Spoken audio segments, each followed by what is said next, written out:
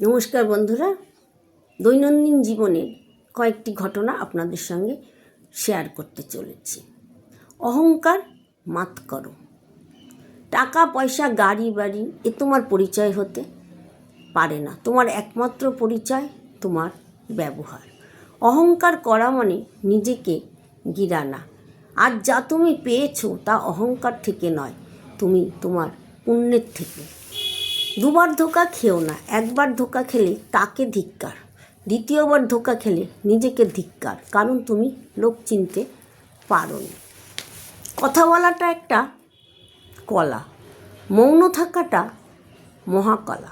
তুমি নিজেকে এগিয়ে নিয়ে যেতে চাও, অনেক বাধা আসবে, বিপত্তি আসবে, জ্বলতে দাও, এগুলোকে ইগনোর করো, নিজের লক্ষ্যে স্থির থাকো। অনেকে বলবে তোমার দ্বারা কিছু হবে না, কিন্তু তুমি প্রমাণ করে দেখাবে। কাউকে দেখানোর জন্য না, নিজেকে প্রমাণ করার জন্যে।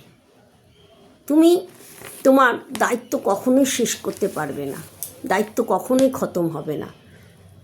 নিজের জন্য সময় বার করো, নিজেকে সময় দাও, নইলে পস্তাতে হবে। সকলকে তুমি খুশি করতে পারবে না।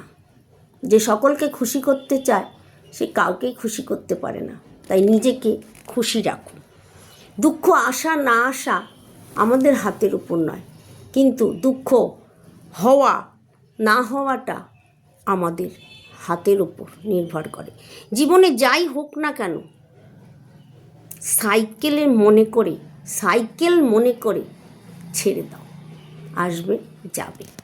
হেলথ লস তো সামথিং লস, ক্যারেক্টার লস তো এভরিথিং লস। দায়িত্ব আমাদের কখনোই শেষ হবে না। জীবনে আমরা যতদিন বেঁচে থাকবো ততদিনই আমাদের দায়িত্ব থাকবে। তাই যতটা সম্ভব আমরা এই দায়িত্বগুলোকে একটু কমিয়ে নিজেকে নিয়ে একটু ব্যস্ত থাকতে হবে। ভাবনাকে সীমিত করতে হবে, ভাবনাকে ব্যালেন্স করে চলতে হবে। যত দুঃখ আসে না জীবনে, সব ভাবনা থেকেই আসে। যে ভাবনা থেকে সুখ আসবে সেই ভাবনাগুলোকে ভাবতে হবে। আমাদেরকে তো ভালো থাকতে হবে, অ্যাটলিস্ট আমরা যাতে নিজেকে আগে ভালো রাখতে পারি, তবেই তো সকলকে ভালো রাখতে পারবো। কাউকে ঠকিয়ে কেউ কখনো বড় হতে পারে না। কারো সুখ ছিনিয়ে নিয়ে কেউ সুখী হতে পারে না। প্রকৃতি আপনাকে সব কিছু ফেরত দেবে। মতলবী লোক থেকে দূরে থাকো, চিনতে শেখো। ব্যক্তি কি বস্তু চিনতে না শিখলে লোকসান হবে, ঠকে যেতে হবে। তাই আগে লোক চিনতে হবে। ধন্যবাদ।